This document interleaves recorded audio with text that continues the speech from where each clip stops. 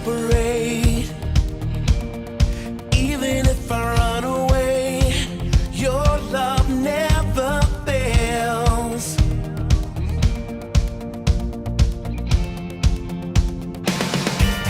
I know I'll still make mistakes. You have new mercy for me every day. 'Cause your love never fails. Oh no, no, no. You stay the same through the ages. Your love never changes. There may be pain in the night, but joy comes in the morning.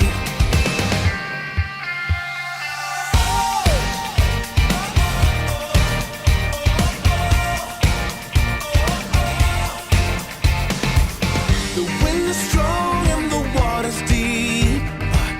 I'm not alone here in these open seas. 'Cause your love never fails.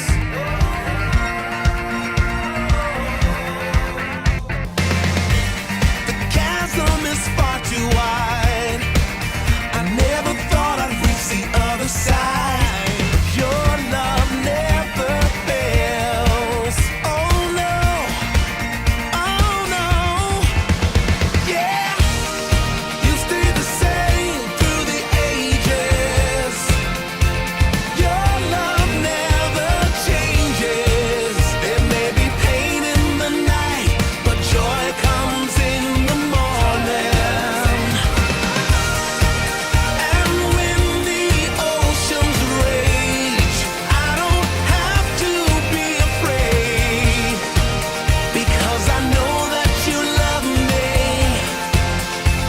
Your love never fails.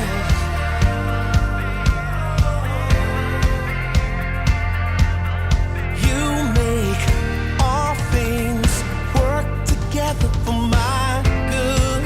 God, you never fail. You make all things work together for my good. No, you never fail me. Magandang umaga po sa ating lahat mga kapatid, lalo po kayo dyan sa Gensan, PCI Gensan. Binabati ko kayo ng happy 5th year anniversary. Tunay mabuti ang Diyos sa ating lahat at lalo na sa ating mga anak niya. Nawa, magpatuloy tayo sa paglilingkod sa Panginoon, tayo maging maalab at huwag manghinawa. Tuloy-tuloy tayo sa ating pananampalataya at sa pagmamahal sa Panginoon at pagmamahal sa church natin. Sinasabi sa Bible na huwag nating kaligtaan ang pagdadalo sa pagtitipon dahil malapit na siyang bumalik. At ang pagtitipon natin ay nagbibigay din ng spiritual na kalakasan. Binabati ko ang buong kongregasyon at si Pastor Arvin at si Pastor Gerson, ang buong pamilya sa katapatan sa paglilingkod. At nawa tayo ay patuloy na maging maalab sa Panginoon hanggang sa siya'y bumalik. Muli, happy anniversary and God bless the whole church. In Jesus' name, Amen. Kamusta po? Mula po dito sa Sara, Iloilo, PCI ay binabati ko po kayo lahat dyan po sa Gensan ng Happy 5th Thanksgiving. Wow! Napakabuti po ng Diyos sa buhay nyo at naniniwala po ko na marami na pong ginawa ang Diyos sa buhay nyo, mga magagandang testimony, mga challenges na pinatunayan, laging pinapatunayan ng Diyos na lagi po siyang nandyan, kasama ninyo, nakasuporta sa lahat po ng mga magagandang bagay. Ang Diyos ay dakila. Mula noon hanggang ngayon, pinatunayan ng Diyos paulit-ulit na talaga naman pong kayo po ay iniibig ng Diyos at marami pa pong magagandang testimony na paparating. Kaya po kayo pong lahat, tayong lahat ay magpakatibay, magpakatatag, magkaisa sapagkat marami pa pong magagandang bagay at marami pa pong mga kaluluwa ang mai-inspire, ma-encourage sa pamamagitan po ng buhay ninyong lahat dyan po sa PCI Gensan. Kaya patuloy lang po natin na ihayag sa lahat ng tao ang kabutihan ng Diyos at hayaan natin na makilala ang kanyang pangalan, madakila ang pangalan ng Diyos sa lahat po ng ginagawa natin. Sabi nga po dyan sa salita ng Diyos sa Isaiah chapter 12, make known His deeds among the people.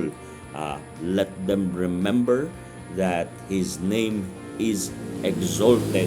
Ayan po, dakila po ang Diyos at naniniwala po ko na ang Diyos ay tapat. Marami pa pong patutunayan ng Diyos para ipakita kung gaano po tayo kamahal ng Diyos. Kaya God bless po.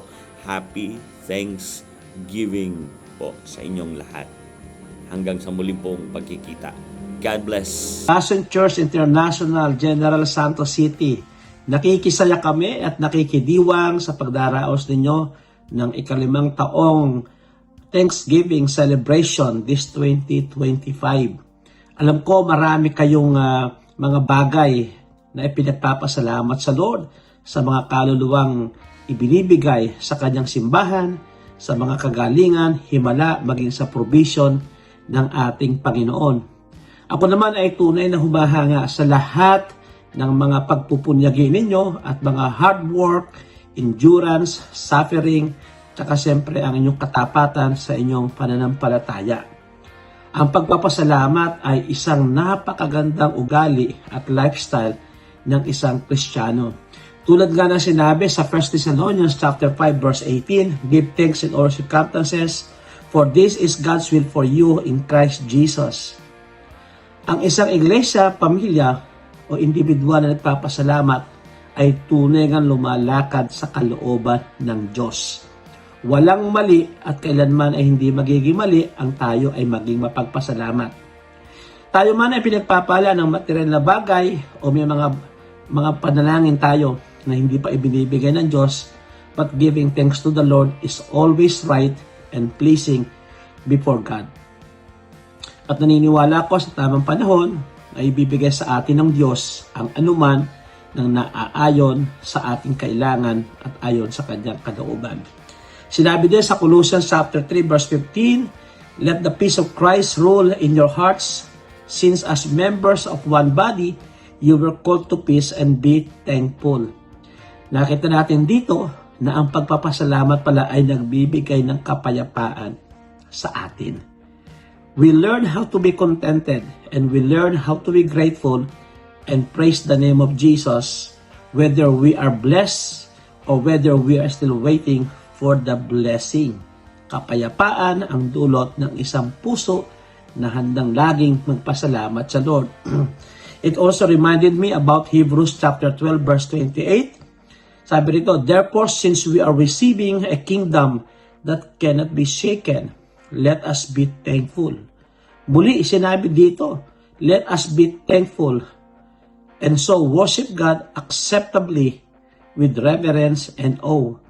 Yung palang mga kapatid natin nung araw sa New Testament, pag sila nagpapasalamat with reverence, mayroong matinding paggalang at namamangha sa lahat ng mga bagay na ibinigay sa kanila ng Lord.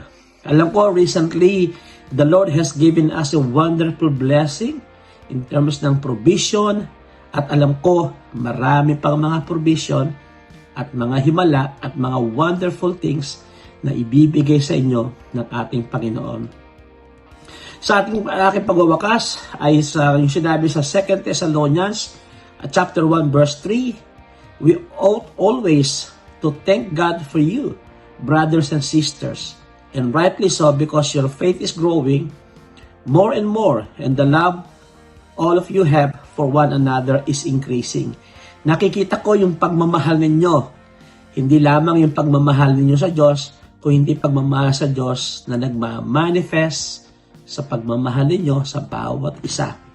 Yung pagtsatsaga ninyo at pag-uunawaan. And for this reason, ang sabi nga ni Apostol Pablo, and for this reason, I am also thankful. Ako rin po bilang overseer ng Passion Church International, dito sa Doha, Qatar, sa United Kingdom at maging dyan sa Pilipinas, I'm always grateful and will be forever grateful for all your hard work. Nakikisa po ako at aking dalangin, patuloy kayong palakasin, patatagin ng Panginoon at ang himala ng Diyos, ang provision, the manifestations of God's provision, protection and favor, lagi pong sumbain nyo. Naku, pagpalain kayo ng Panginoon, mga kapatid. At dito po, mula po dito sa Passion Church International UK, ito po ang inyong kamanggagawa, ang inyong lingkod, Reverend Benny, na bumabati at nakikisa sa inyo. Pagpalain kayo ng Lord. Have a wonderful day. God bless. God bless. God bless.